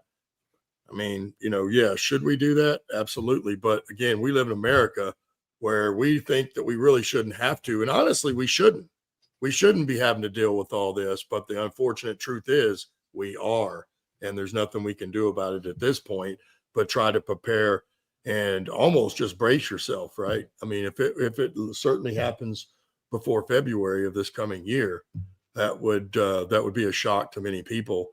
But that being said, because when it comes to a team, whether it's in the hospital or anywhere else, everybody needs to kind of have a job, right?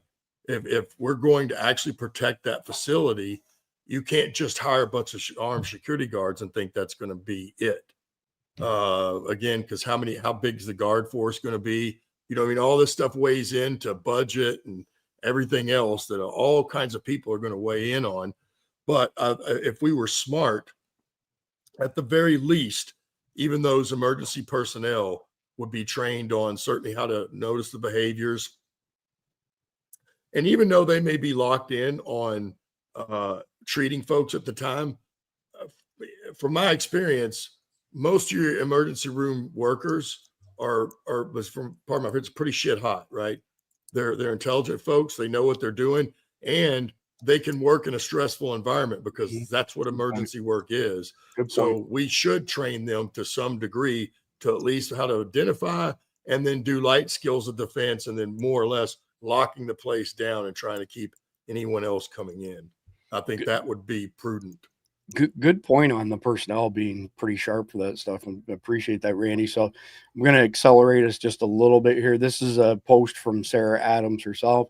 Hospitals are not just places of healing. They're also critical infrastructure and increasingly soft targets. Under both Occupational Safety and Health Administration, aka OSHA standards, and the Emergency Medical Treatment and Labor Act, hospitals have a duty of care to provide a safe environment for staff and patients. That includes preparation and mitigation of known threats like active shooter situations, domestic violence spillover, or yes, even terrorist attacks. We've literally seen ISKP terrorists run hospital attack dry runs during training camp on top of recent threat reporting that they have their eyes set on hospitals here. These are not theoretical scenarios. They're proven tactics. So when a hospital in Wisconsin chooses to prohibit law enforcement officers from entering with weapons, even in uniform, and when one is even injured, it's not just an ideological decision, it's a potential liability. If a violent incident occurs and officers are delayed or denied entry due to no weapons policies, that hospital could be held liable for negligent security. Courts have ruled in similar cases that when an entity knows or should have known of potential threats and fails to take reasonable security precautions, they may be civilly liable. Who are these policies protecting? Because if the answer isn't the patients and staff, then someone has lost the plot. So moving on from there, I want to play this short snippet from Sean Ryan's podcast here. And this is the video I alluded to at the beginning as far as the dollars and cents of 9/11 1.0 versus 9/11 2.0. Go ahead and stop that there and just show a couple quick things before I go to Clede and then Mike. These are some images that Clede passed on to us. These are TTP, so basically a splinter of the Taliban wearing our helmets with our night vision, with our weapons. It's crazy if you look at all these pictures. There's even a video that is used as a recruiting tool that they've put out. And again, we're using all of our stuff. I mean, there's a PEC box right there on this AR, which is an IR illuminator and probably a laser as well, both IR and visible. And that's what you can see from this front shot here. And here's a video Khalid sent. I'm not going to play the whole video, but it essentially shows you these guys operating at night. And I've had people like Randy and Mike say to me, when they were previously in the Middle East and they saw somebody with this type of equipment, they let their guard down because those are our guys. And now the playing field has been leveled out. Check this out at night. से सरशार एक मुकद्दस mission के लिए Spain वाम की संगलाख वादियों का रुख कर रहे थे। उनके दिलों में अज़्म सादिक और निगाहों में यकीन की रोशनी थी। जब वो कैटी के किनारे पहुंचे तो फिजा में एक खामोश इस्तराब सा छाया हुआ था, जैसे हवाएं भी कोई राज सुन रही हों। अचानक दरिया के किनारे घात लगाए बैठे दुश्मन ने, जो गोया पहले ही खबरदार हो चुका। So just a quick question for Mike, then I'm going to go clean, come back to you, Mike.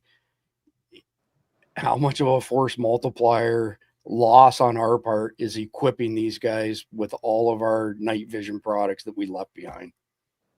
Yeah, it's pretty radical. I mean, there's indoor shooting CQB shoot houses that we left behind abandoned that have overhead cover and air conditioner. I've been in them. The thing that scares me the most is the night capability, whether that's like, you know, not just NVGs, but the associated infrared lasers that are on weapon systems, the thermal technology, being able to see heat and identify heat and then have an infrared layover to be able to send the laser that's bore-sighted to your gun onto the target that's zeroed. That's part of the concern. I actually think one of the most concerning elements in both equipment we left behind and the TTPs is comms, because communications on target is the most paramount tool to facilitate success on an operation. You don't have comms, you're going to lose control of the coordination on the battlefield. Imagine low-level guys who understand communications infiltrated in this country. They can go down online and order from Harris on Amazon slightly encrypted radios, even probably some avenues to get some encrypted radios that allow them to communicate on one side of the hospital versus the other. That coordination is paramount to their success, and they know all of the tactics and techniques on how to get that done. So you also look at the fear of what works for them in training camps in Afghanistan, and what they see is going to be amplified when they come into this country. And right now you could order on Amazon a set of nods and a laser for your gun right now. I mean, you could outfit all of the technology we saw on the battlefield. You could get the drone, you can get all the elements to be successful right now and have it drop shipped with no free shipping to your front door. That's what's really scary, is because we had open borders, they infiltrated, and now we have open source access to all the logistics that they train with, and all they have to do is replicate the will, and nobody would even give it a second look. Lastly, something that we haven't talked about, I don't think, in depth, is the training component. When I own a training company, Fieldcraft Survival, we train in 1 year. We train 10,000 civilians. Wow. In self-defense, first aid. We were the biggest provider of tourniquets and first aid kits from North American Rescue and TACMED Solutions of any civilian company. And I was super proud of that accomplishment. But how many training companies are in the United States that these guys can go to? In fact, some of the guys who have been involved in active shootings that have been the aggressors, that have killed innocent people, have been known and identified to have trained with local civilian tactical companies. It's why right before I left and exited, we had checks and balances on those people. And if we had any suspicious activity, we were doing background investigations on the spot. And we've done that often. We've even identified people we've kicked off the range, like you're NTR'd, you're never to return, which is super sketchy. That's a super sketchy circumstance. But the training, the logistics, all the elements, they come here and it's free game. Yeah, that's brutal. I just want to show one thing quickly here. So I don't have any business relationship with these guys, Con Camo, Confusion Camo. So they sent us essentially a ghillie suit, it's pants and a hoodie. And I have videos of Denny Chapman walking not 5 feet away from me, and he can't see me. I have other videos where he searched for me for 10 minutes and walked by me repeatedly and couldn't see me. So their camo, by the way, is the IR absorbing type. And it also does help with the thermal signature a little bit. But I'll tell you what, even if you have night vision, if somebody has this level of camo, they're really, really hard to see until they start moving. It's pretty crazy how advanced it is. So Khalid, back to you for a quick question. What revenue streams are terrorist organizations using to fund their operations? Where are they getting the money from? I know the answer to some of it, but I want to hear you say it. Well, let's start from where Scott Mann was talking about on Sean's program. You have been since August 21st, 2021, giving the Taliban 40. Let's just go to 40 million that we can confirm. $40 million a week. If you do the math, they have $19 billion. $19 billion. How many 9/11s can you carry out at that level? Second level of revenue that they have is drug sales. Afghanistan has given up poppies. They are running methamphetamines like you would not believe. Ice, fentanyl, they are pumping it out of Afghanistan. And that's the second revenue opportunity for them. Third, they're doing kidnap and rescue. They're doing kidnappings and extortion. And they're doing a lot of that in Pakistan, where they'll kidnap a very wealthy businessman and ask for $1 million, $1.5 million, and they'll be driving around the cities. So to make it even more difficult to track them, they continue to drive around the city and they're not in one stationary location. So you cannot do a breach and recovery. So the guy is driving around the city and these phone calls made to the family. Family is told you need to send X amount of money to an account in Indonesia, not in Pakistan, not in Afghanistan, an account in Indonesia. Once we get the proof that the payment has been received in Indonesia, then we will release your husband or your son or your child, right? Third, you have Qatar, who is supplying Afghanistan with a huge amount of money. That Afghanistan is saying that we're using it to build houses. There's no houses being built. You're building terror camps. And if you go back to our website, and to our X account, June of last year, we laid out pictures of the camps that had been built for terrorists. I mean, proper colonies that had been built for terrorists. And that was paid for by Qatar. China is pumping money into Afghanistan with mining contracts. That money is not going into mining. Russia's pumping money in for counterterrorism. Where do you see counterterrorism happening in Afghanistan? Right. The amount of money Afghanistan is making right now, the Taliban is making right now, it is frightful of what they could achieve when they put their mind to it. Because there are so many sources of revenue that you can stop one and then 5 more open. You can stop another and 5 more open. And they are already in process in generating funds, and then funneling them out to the US, to Europe, to where they've already got their sleeper cells. Now, I want to touch one thing. The sleeper cells that are sitting in the US, you have a support network. They have an ATM card. That ATM card is loaded by one of the handlers who puts money into a bank account. You go to an ATM card, you pull the money out of the account, and you have cash to do your shopping with. So there's no actual record of any kind because the account is in someone else's name. You're using an ATM card, and nobody knows where the money's going. So we are talking about a huge level of money they've got. And then you've got the US weapons, $7 billion in weapons you have left that have been sold to the TTP, the Pakistani Taliban, that have been sold to IS, that have been sold to Hamas, that have been sold to Hezbollah, that have been sold to the IRGC. Which enemy have you not given weapons to out of that $7 billion? Yeah, big numbers. So speaking of which, I want to pivot to Jeff here just because he was a CIA. Jeff, how do we disrupt these money sources, or can we disrupt them even? Well, the money sources can be hard because a lot of times they use hawalas, which are unofficial money transfer systems that don't use normal banking. And they've been around for hundreds, if not thousands of years.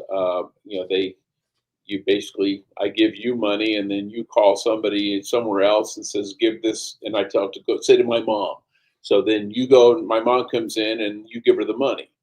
no money's physically changing hands between you and me. I give it to the guy here, and then the guy there gives it. And then once a year or so, they all kind of get together and rectify, balance the books, and transfer back and forth as needed.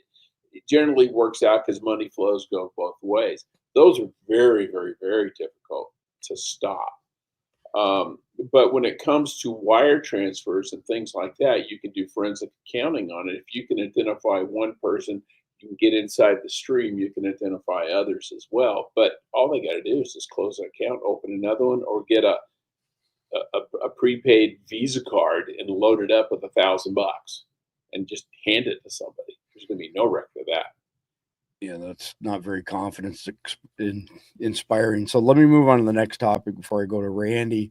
This was from Sarah as well. So flag mid-tier cities targeted in threat scenarios. Based on intelligence reviewed and discussed by Sarah Adams, 30 mid-tier U.S. cities, population 100,000 to 500,000, were identified as vulnerable Tier 1 trauma center hubs, including in Florida, Bradenton/Sarasota, Fort Myers, and St. Petersburg, California, Tempe, Pasadena, Modesto, San Diego, Midwest Plains, Wichita, Grand Rapids, Rochester, Minnesota, Omaha, Tulsa, Madison, Milwaukee, Spokane, South Mid-Atlantic, Birmingham, Louisville, Raleigh, Knoxville, Nashville, Richmond, Providence, Trenton, Pittsburgh, York, Albany, Buffalo, Columbus, Dayton, Harrisburg, Texas, New Mexico, Austin, College Station, Houston, Albuquerque, Virginia, Arlington.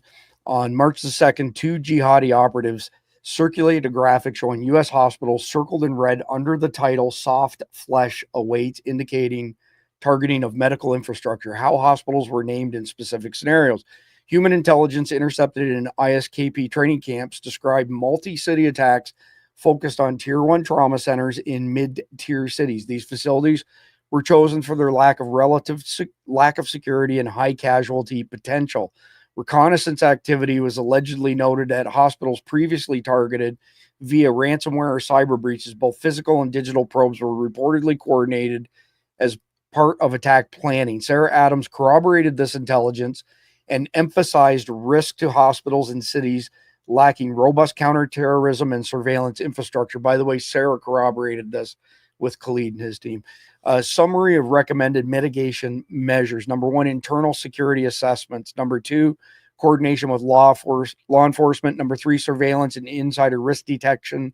Number 4, strategic preparedness and public awareness. And the integration of Adams' commentary.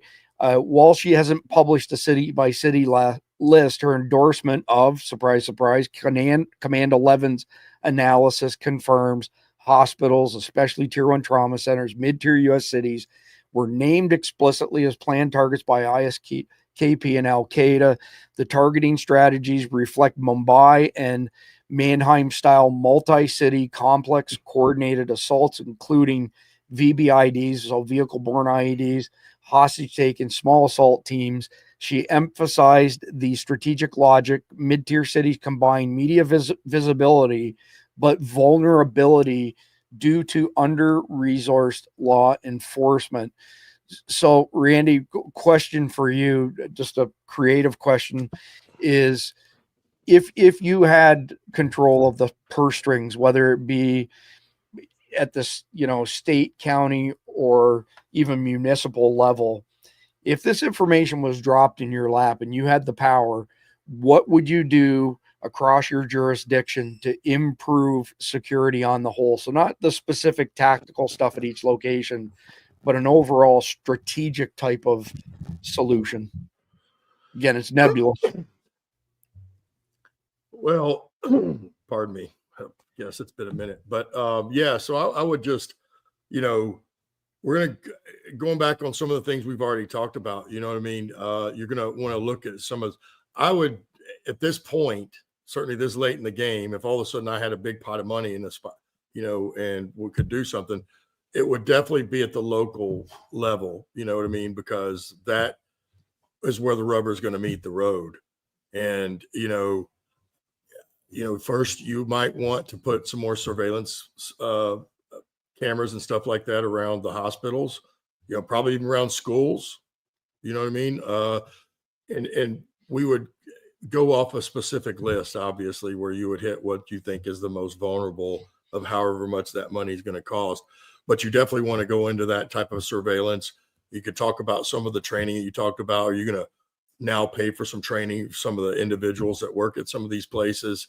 What are you going to do about, are you going to actually have some armed security guards and that type of thing?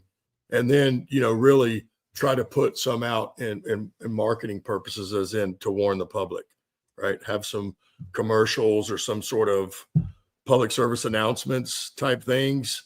Heck, we could do signups, right? And drop some leaflets. It's one of the things we're good at.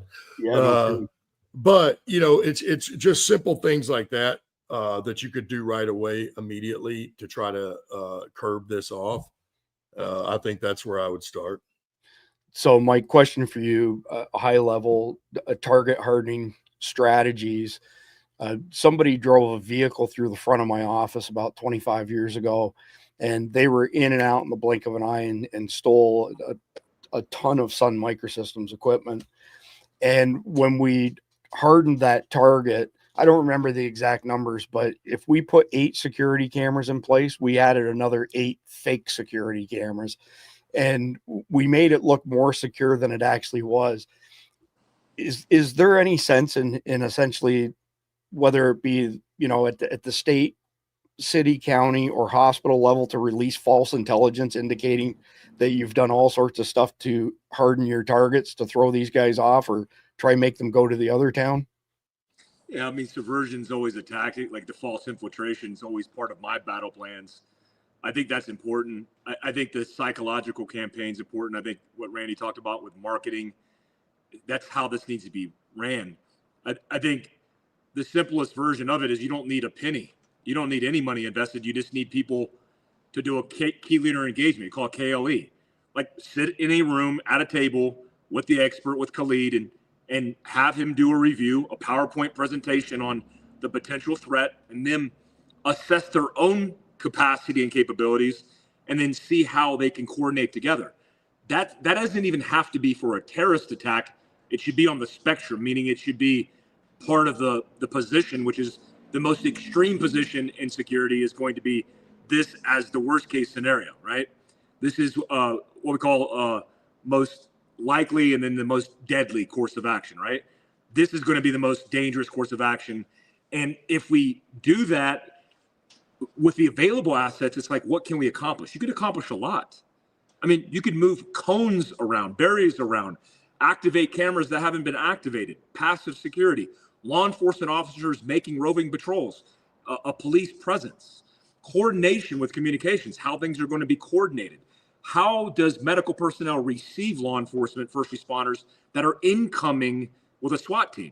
Do they know how to do that?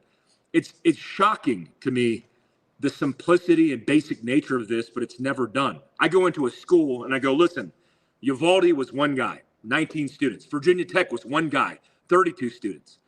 This is a potential, and we should exercise for the worst case scenario. We're not planning for best case, optimal. We're planning for worst case. And if you just plan for the worst case with considerations, it covers down on everything in between. Even your like local natural disaster, because you have an understanding of how things are going to coordinate between law enforcement, makes it easier to do that. And you will be shocked at every institution across the country, schools, restaurants, private industry, hospitals, government institutions, it's never done. The first thing I would do is go into the room and go, have you guys ever talked to law enforcement? The answer is probably going to be no. It's like, wait, you haven't coordinated for if something bad happened like today or tomorrow? The answer is always no. So it starts with basics. I think then you could break out and get creative. And I've seen guys who care about their communities, and a lot of people do, that when this is brought to their attention, they'll get creative. They'll start doing wargaming and course of action development and implementing things that I hope they maintain. I appreciate that, Mike. So I've got a couple quick short videos to play here, and then we're going to wrap this up for tonight. So this is another snippet from a Sean Ryan video. What's coming next will make 9/11 look like a dress rehearsal. Ignoring them won't make them go away. Paying the Taliban won't stop them. Their words, until we put a black flag on top of the White House, Stop ignoring the threats out of Afghanistan. 45-second video.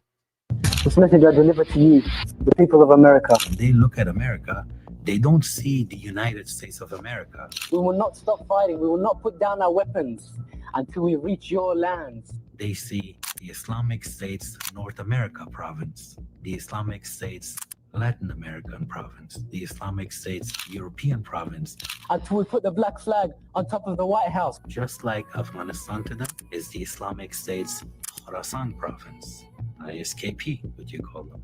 Until we put the black flag on top of the White House. And we will defeat you, bi'idhnillah ta'ala.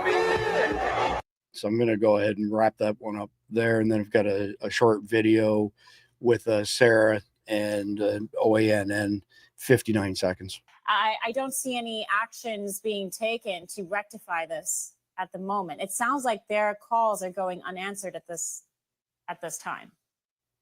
Yeah, unfortunately, the advocate for them is TSA. And it's even TSA who put out an internal memo kind of like debunking Al-Qaeda's invisible bomb, which is very funny because the underwear bomber was an invisible bomb, and that was 15 years ago. So it's TSA who is supposed to be their advocate, and they're the ones lowering security standards, right? Now they're not even screening for the shoe bomb anymore, which is concerning. They haven't increased security procedures for this invisible bomb, and they're really tying the wrists of our air marshals, and they're not on the flights they need to be on to protect the American people, right? The high capacity flights. Terrorists obviously can get on feeder airlines, go to these main hubs, then get on those larger flights. And those are the ones we really need to be focusing on. So if anybody's not aware of this news, essentially somebody that Biden appointed recently made a decision that said U.S. air marshals are no longer allowed to carry firearms on flights. I mean, it's got to be one of the most asinine decisions that is still lingering from the Biden installation. So I want to try to wrap this up in the next 5 minutes or so. So quick question for you, Khalid. How should Americans prepare for attacks that are going to far exceed 9/11 1.0? Well, let's start from the basic things. Let's get neighborhoods together and have your neighborhood sit down and watch these videos, watch these panels that we've done, and let them educate themselves. I know a number of police officers who've gone against department policy and have our threat assessment in their cars, that have read through the threat assessment, have mentally understood that this is coming. It's not an if question anymore, it's a when question now. So I know a number of police officers, law enforcement officials that have a printed copy of our threat assessment. And the reason I know is because they contacted us and said, listen, you've got this in your threat assessment. Explain it to us. How is this going to happen? How can we prepare for this? So number one, let's get all of you in the US to print out a copy, take it to your local police station and hand that copy to them. Give them links to this website, to the YouTube videos, so they can watch and understand the kind of detail we're going to, because the advantage of us talking about all these things in detail is that we're telling you exactly what to look for. We're telling you how much preparation has been done. We're telling you their tactics and methods. We're laying out the roadmap for you. You just need to follow it. Second thing is you need to start educating your hospitals. Get your administrators, if you're a nurse, if you're a doctor, sit down with your administration and say, listen, what if this were to happen? What is our security in this hospital? Like how I said, you've got a room in a hospital in the Midwest that is a mosque that is key card entry only, which makes zero sense. The administrators have shut their eyes to it. They're not even thinking about it. That could be a weapons store for all you know it. The words that come to mind for me, Khalid, are Trojan horse. They literally marched the Trojan horse into that hospital. It's like we said on Monday, you need to forget political correctness. Forget worrying about, what are people going to say because I reported it? What are people going to say because I said something? Say it. You saying something may save someone's life. On Monday, if you remember, I said, I'm getting emails from people in the northeast of the US, where they're sending me pictures of jihadis, people dressed in full burqas, They're taking license plate numbers and sending pictures to me to Pakistan going, how do you want me to help you from here? Take that picture, go to your police, show it to them. Ask them to track that car down. Go ask questions.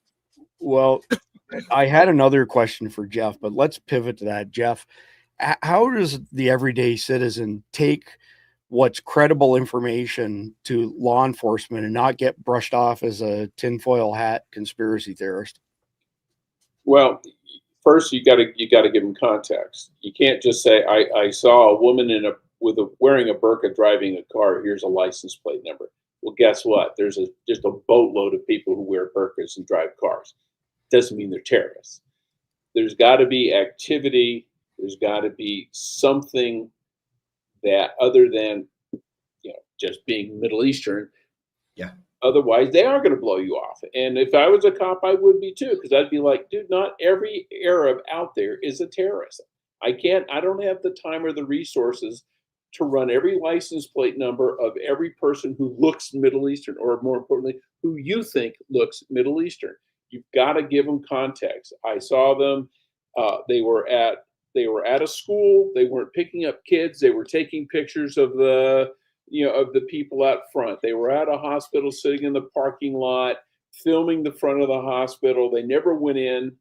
They didn't do anything, that kind of stuff. You got to give them context on why it looks weird. But because if you just go there every time and say, I saw an Arab guy in a car, here's his license plate, they're going to ignore you because you're a resource suck for them, and it's a waste of their time. Yeah. It's just like people go, every Mexican American is not an illegal alien. Okay. All because he's Hispanic doesn't make him MS-13. Okay. Yep. There's got to be more to it than that. And the same thing with this. Otherwise, they are going to blow you off. Yeah, fair enough. So I got several shotgun questions here for Mike and Randy to wrap up. First one, you guys can decide who wants to field it, or you can both field it. What personal preparedness steps should families be taking in light of all this new information? You're on mute, Randy. I was going to say, go ahead, Mike. I mean, he's got way more experience than I do, but really we've talked about it many times on this panel. So for people that haven't caught all these, really, it's like what we told earlier. Really, the first thing you really need to do is have some plans, right, of what you're going to do. But, you should prep a little bit. You should be storing some water and some food. If you have a capability of getting a generator, maybe not to run your whole house, but certainly to run your refrigerators and your freezers or stuff that's going to be essential, and just preparing like it's no different than a storm. I mean, most of us, your house is probably not going to be in the middle of this. If it is, well, if you're closer to the hospital or some of them schools, then you may consider some other tactics. But the majority of us will not be. So they'll just be prepping your house so that you can wait out however long this takes to sort itself out. All right. So based on running really long here, one question, Mike, how can individuals develop situational awareness to do a better job of seeing things that are not right? Situational awareness is just paying attention to your environment, but where the rubber meets the road is having an actionable course of action that you're going to execute once you identify the threat. So what I tell people is there's a pattern of life. In a pattern of life, it's routine, mundane, boring. When you seek a spike, when you feel a spike intuitively, when you observe it through your senses, the question isn't whether or not it's going to happen, because you will sense that, you will see things, you will hear things. It's what are you going to do about it? And so if the thought is, okay, I recognize a potential threat, or there's intuitively something that doesn't feel right, and then you have blank space in between that and then the end result, you're probably going to be a victim. So go over models, mental models. We used to call it a free rehearsal when we're driving in the vehicle on the way to target, and we didn't have time because it's a flex target and we're being adaptive. Well, we're not just going to sit there and listen to AC/DC, although that happened often, but we would also communicate about what's going to go down. Like, hey, remember, this is whatever. This is the intel. This is the bad guy's tactics, and we're not going to breach the front door. Whatever that is, have those conversations prior at the dinner table before they happen to you in real life. Yeah, that's great advice, Mike. Appreciate that. So one more post to share with our audience. This comes from our good friend Dale, who is a prolific poster of news and whatnot on our private Signal chat. So this is from the Babylon Bee. British man forced to use finger guns to fight off knife attack. So if that's not an element of truth in the UK, I don't know what is. And our conflicted question: a deadly flu outbreak has infected 1/3 of your group and you don't have the means to quarantine them or the medicine to help them. Do you vote with the rest of your group to banish them from your group, or do you take it upon yourself to eliminate the infected ones before it spreads any further? And Randy and Jeff have answered a ton of these questions. So that question goes to Khalid first, then Mike last, and we're going to wrap this thing up. Well, I would banish neutralizing a human being because they're sick. I don't see that as being an option. So, kind of leave them behind and keep moving forward. That would be my choice. Mike? Same. Just like in The Lone Survivor, where killing the goat herder was being argued or debated about, that's not how we work. The answer is it's compromise and you exfil. Killing anybody over that, separate, segregate, but there's no reason to kill anybody in that circumstance, especially when things haven't evolved. If you did that early on in the COVID pandemic, well, then you look pretty ridiculous a couple of weeks in when you realized, oh, it's not that bad.